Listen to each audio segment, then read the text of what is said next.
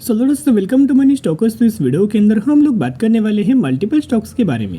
तो चलिए सबसे पहले हम लोग बात करेंगे टाटा पावर के बारे में। तो दोस्तों वीडियो स्टार्ट करने से पहले अगर आप इस चैनल के ऊपर नए आए हो तो जरूर चैनल को सब्सक्राइब एंड बेल आइकन को ऑल पर रखना, ताकि जब भी मैं वीडियोस आपके साथ शेयर करूँ सबसे पहले नोटिफिकेशन आपके यहाँ पहुँच जाए।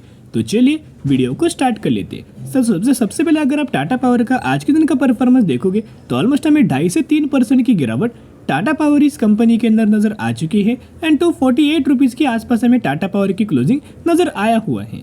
अभी यार दोस्तों अगर आप एक चीज़ ऑब्जर्व करेंगे ना, तो कल के दिन एक बहुत बड़ा इवेंट हमें हुआ था। कहीं ना कहीं इस इवेंट से रिलेटेड ही हमें कंपनी के अंदर गिरावट नजर आया है और ये अपडेट्स मैंने कल ही के दिन आपके साथ शेयर किया था कि टाटा पावर के अंदर हमें कल के दिन यानी कि आज के दिन गिरावट हमें नजर आ सकती है। अभी गिरावट के पीछे का रीजन क्या है कि कंपनी का Q2 का रिजल्ट्स, यानी कि बेसिकली में कंपनी का जो रिजल्ट जो आया था ना, उस रिजल्ट्स के अंदर हमें कंपनी का प्रॉफिट्स के अंदर बड़ी गिरावट नजर आ रही थी। तो मैंने पहले भी शेयर किया था, अगर दोस्तों रिजल्ट मार्केट के एक्सपेक्टेशंस को फुलफिल ना करे तो मार्केट इसे नेगेटिव वे में रिएक्ट करता है, लेकिन अगर रिजल्ट मार्केट के एक्सपेक्टेशंस को फुलफिल करके बहुत अच्छे खासा परफॉर्म करेगा ना, तो मार्केट इन कंपनीज के अंदर अच्छी खासी तेजी नजर आ जाएगी। तो कहीं ना कहीं टाटा पावर का अगर आप पिछले 6 महीने का परफॉर्मेंस देखोगे तो आपको याद होगा 209 रुपए के आसपास, 8 रुपए के आसपास कहीं ना कहीं खरीदारी हमने किया था। एक ट्रेड लाइन का ब्रेकआउट होने के बाद, रिटेस्ट करने के बाद हमने खरीदारी किया था। तो खरीदारी हमने 209 से 208 रुपए के आसपास किया हुआ था। तो कहीं ना कहीं अगर आप इसे कंपेयर करेंगे अभी करंट बेसिस के ऊपर, फिर भी हमें कंपनी के अंदर टाटा पावर के अंदर 20% तक का रिटर्न हमें प्रोवाइड करके दे रहा है। तो वैसे दोस्तों कोई पैनिक लेवल क्रिएट करने की जरूरत नहीं है, फिर पैनिक होने की कोई जरूरत नहीं है। तो चलिए कैसे कंपनी ने परफॉर्म किया हम लोग बात करेंगे।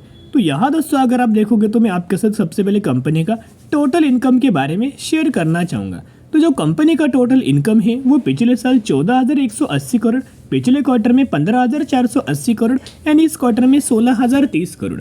तो यहाँ आपको year on basis and quarter on quarter basis के ऊपर जंप था इनकम के अंदर। लेकिन वही अगर आप टाटा पावर के नेट प्रॉफिट के अंदर देखोगे तो कंपनी का अगर आप दोस्तों प्रॉफिट देखोगे तो पिछले साल 1370 करोड़, पिछले क्वार्टर में 1480 करोड़, इस क्वार्टर में 1230 करोड़। जहां आपको ईयर ऑन बेसिस गिरावट, साथ में क्वार्टर ऑन क्वार्टर बेसिस के ऊपर भी गिरावट इनके प्रॉफिट्स के अंदर नजर आ रहा था। तो कंपनी ने प्रॉफिट्स के अंदर बिल्कुल भी दोस्तों कोई अच्छा में परफॉर्म नहीं किया है। कहीं ना कहीं इसी की वजह से हमें टाटा पावर के अंदर आज के दिन गिरावट नजर आ चुकी है। लेकिन दोस्तों अगर आप टाटा पावर के अंदर गिरावट अगर होता है, बहुत बड़े अगर गिरावट दोस्तों अगर होता है, तो कहाँ तक कंपनी आ सकता है। तो ब्रोकरेज फर्म के द्वारा हमें सेल रेटिंग दिया गया है। अब एक रिक्वेस्ट मैं आपके साथ करना चाहूँगा कि ब्रोकरेज फर्म के टारगेट्स को देख के, सेल रेटिंग को देख के बाइंग सेलिंग बिल्कुल भी आपको नहीं करना चाहिए, क्योंकि इनका बहुत सालों पुराना हमें प्लान होता है। अभी क्या है कि कंपनी के अंदर सेल का टारगेट दोस्तों दिया जाता है और सेल टारगेट देख के बहुत सारे लोग क्या करते हैं, उन कंपनीज के अंदर माल दोस्तों बेचने लगते हैं, क्योंकि उनको लगता है, रिटेलर्स को लगता है कि अभी कंपनी पूरी डूब जाएगी, बर्बाद हो जाएगी, बड़ी गिरावट हमें नजर आएगी। तो कहीं ना कहीं ये भी माल दोस्तों बेचने लगते हैं। लेकिन जिन ब्रोकरेज फर्म ने सेल रेटिंग दिया था वही ब्रोकरेज फर्म फिर उसी कंपनी के अंदर जाके खरीदारी करते हैं। तो कहीं ना कहीं अगर क्रिटिकल सिचुएशन के अंदर मार्केट्स के साथ साथ ये भी कंपनी अगर गिरता है तो 220 रुपए के आसपास हमें टाटा पावर के अंदर एक सपोर्ट लेवल बन सकता है। लेकिन कई सारे ब्रोकरेज फर्म के द्वारा ऐसा दोस्तों दिया गया है कि कंपनी यानी कि शेरखान ब्रोकरेज फर्म के द्वारा एक बाइंग रिकमेंडेशन दिया है कि डिप्स के अंदर आपको बहुत अच्छे खासा बाइंग करने का सही मौका मिल सकता है और टारगेट तो 85 रुपीज़ का टारगेट हमें टाटा पावर के अंदर दिया हुआ है। अभी दोस्तों एक पॉइंट नोट करना कि कंपनी का अगर आप टाटा पावर का दोस्तों बिजनेसेस अगर आप देखोगे तो ईवी के अंदर कंपनी बिजनेस तो कर ही रहा है। मैक्सिमम मार्केट कैप्चर ईवी के अंदर टाटा पावर ने किया हुआ है, यानी कि इलेक्ट्रिक व्हीकल्स का चार्जिंग इंफ्रास्ट्रक्चर कंपनी प्रोवाइड करके दे रहा है। बड़े बड़े गवर्नमेंट के द्वारा, बड़े बड़े इंस्टीट्यूशंस के द्वारा, बड़े बड़े बिजनेसेस के द्वारा, बड़े बड़े कंपनीज के द्वारा एक बड़े बड़े ऑर्डर हमें इलेक्ट्रिक व्हीकल चार्जिंग पोर्ट से रिलेटेड हमें नजर आ रहे हैं, जो कि टाटा पावर को मिल रहे हैं। तो इसका बेनिफिट नजर आ सकते हैं। सोलर के अंदर भी कंपनी को ढेर सारे ऑर्डर मिल रहे हैं, रिन्यूएबल एनर्जी के अंदर भी कंपनी काम कर रही है, पावर के अंदर तो कंपनी काम कर ही रही है। तो इसका शॉर्ट टर्म में आपको इम्पैक्ट आएगा, लेकिन लंबे समय के अंदर कोई दोस्तों ज़्यादा इम्पैक्ट नज़र नहीं आएगा। तो चलिए अब हम बात करने वाले हैं टाटा पावर के टेक्निकल चार्ट पैटर्न्स के बारे में। तो अगर कंपनी गिरता है तो कहाँ तक कंपनी आ सकती है। ये सपोर्ट लेवल जो मैंने ड्रॉ किया है ना, ये लेवल है 225 रुपए के आसपास, 225 से 230 रुपए के आसपास ये लेवल है।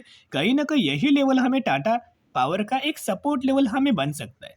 और ब्रोकरेज फर्म के द्वारा यही लेवल्स के आसपास हमें बोला गया है कि एक सपोर्ट लेवल हमें बन सकता है। एंड करंटली टाटा पावर ये स्ट्रेट लाइन के ऊपर हमें ट्रेड कर रहा है। तो एक रिक्वेस्ट दोस्तों मैं आपके साथ करना चाहूँगा, अगर टाटा पावर के अंदर डिप्स अगर मिलता है ना, तो फिर एक बाइंग करने का सही मौका मिलेगा, फिर निवेश करने का एक सही अपॉर्चुनिटीज नजर आएगी। ऐसा मौका बार बार नहीं मिलता। अच्छी कंपनी के अंदर एक ही बार आपको मौका मिलेगा, बिल्कुल भी बार बार मौका नहीं मिलेगा। जिस बार कंपनी आपको मौका देता है वो अगर आप ग्रैब नहीं करेंगे तो इसका आने वाले फ्यूचर में बहुत ज़्यादा आप ये पछता सकते हो। तो जितनी कंपनी गिरे उतना पोर्टफोलियो के अंदर ऐड कर सकते हो। अब हम बात करने वाले हैं नेक्स्ट कंपनी के बारे में, टीसीएस के बारे में हम लोग बात करेंगे। टीसीएस के अंदर आज के दिन ऑलमोस्ट हमें 1% की गिरावट नजर आया। 3,350 रुपए की क्लोजिंग हमें टीसीएस के द्वारा नजर आ चुकी है। तो कहीं ना कहीं अगर आप देखोगे सिर्फ टीसीएस के अंदर नहीं, पूरी आईटी सेक्टर के अंदर हमें आज के दिन कमजोरी नजर आया था। उसके पीछे का रीजन एक ही था कि नैस्डैक के अंदर गिरावट नजर आया, इन्फोसिस एडीआर के अंदर, विप्रो एडीआर के अंदर भी गिरावट नजर आया। एंड कहीं ना कहीं उसी से रिलेटेड हमें प्रेशर आईटी सेक्टर के अंदर बना हुआ था। एंड इसी की वजह से टीसीएस कंपनी के अंदर भी गिरावट नजर आ रही है। पिछले एक महीने से अगर आप टीसीएस का परफॉर्मेंस देखोगे तो पिछले एक महीने में टीसीएस के अंदर 8% की लगातार कंसिस्टेंटली गिरावट नजर आई है। अभी जब तक ग्लोबल लेवल्स के ऊपर प्रॉब्लम सॉल्व नहीं होता, आईटी सेक्टर के अंदर प्रॉब्लम सॉल्व नहीं होता, तब तक आपको ये प्रेशर बना रह सकता है। कंपनी के अंदर पैनिक लेवल क्रिएट हो सकती है, ब्रोकरेज फर्म डाउनग्रेड कर सकते हैं, सेल रेटिंग दे सकते हैं, लेकिन उनका बिल्कुल भी आपको नहीं सुनना चाहिए। तो चलिए एक अपडेट नजर आया है, उस अपडेट्स के बारे में मैं आपके साथ शेयर करना चाहूंगा। TCS, Infosys, Wipro, HCL Technologies, Tech Mahindra, what Capgemini's soft quarter 3 suggests for domestic IT firm. TCS, Infosys, Wipro, Nomura said, despite a weak outlook for a US and Capgemini management maintain revenues growth guidelines due to resilience demand in Europe. तो current basis के ऊपर देखोगे तो Capgemini का भी ये prediction हमें नजर आया हुआ है कि आने वाले सालों में हमें और थोड़ा बहुत प्रेशर बना रह सकता है आईटी सेक्टर के अंदर। आने वाले सालों में थोड़ा और हमें कंपनीज के अंदर प्रॉब्लम दिख सकता है। आने वाले सालों में बैंकिंग फाइनेंशियल सर्विसेज के अंदर थोड़ा बहुत हमें प्रेशराइज नजर आ सकता है। तो इन सभी पैरामीटर्स को देख के अगर आप देखोगे तो ये निवेश करने का जरूर सही मौका हुआ, क्योंकि आपको पता है कि 2021, 2022 एंड ये 2023 अभी खत्म होने वाला है।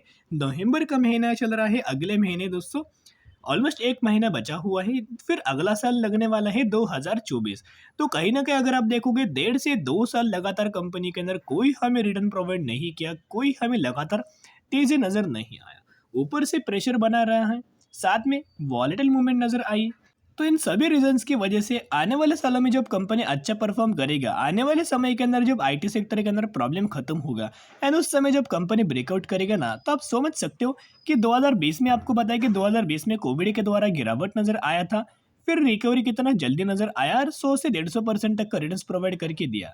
फिर 2008 में रिसेशन के द्वारा गिरावट नजर आया था, आपको पता है कितना फास्ट हमें गिरावट हुआ और कितना फास्ट हमें रिकवर हुआ। उस समय भी ऑलमोस्ट 150 से 200% तक का रिटर्न्स टीसीएस ने प्रोवाइड करके दे चुका था। एंड नोमोरो का ये मानना है कि sustainable strong demand for transformational and cost takeout deals would drive revenues growth for Indian IT firm over the next 2 to 3 years। यानी कि अगले 2 से 3 सालों में हर एक आईटी सेक्टर के अंदर अच्छी खासी स्ट्रॉन्ग ग्रोथ आपको नजर आ सकती है। करंटली क्या है, स्लो डाउन नजर आया हुआ है बिजनेस के अंदर, इसी की वजह से प्रॉब्लम फेस करना पड़ रहा है।